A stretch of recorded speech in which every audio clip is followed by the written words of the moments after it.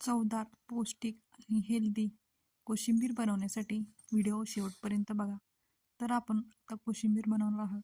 त्यासाठी इथे मी मीडियम आकाराचा कांदा, मीडियम आकाराचा टोमॅटो आणि एक मोठी काकडी घेतलेली आहे.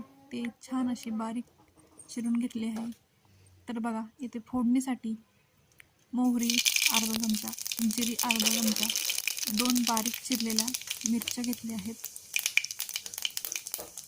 त्या मिरच्याही टाकून घेतल्या. तुम्ही कढीपत्ता आवडत असेल तर तुम्ही कढीपत्ता हिंगही टाकू शकता. तर छान अशी मिरची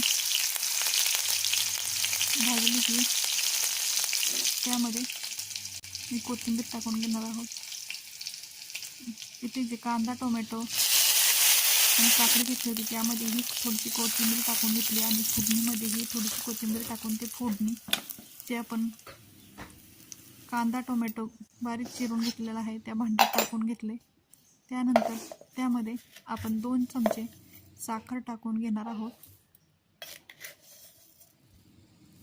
2 चमचे साखर टाकली की त्यामध्ये आपल्याला जेवढे दही हवे, जेवढं घट्ट कन्सिस्टन्सी हवी आहे तेवढे आपण दही टाकून घेणार.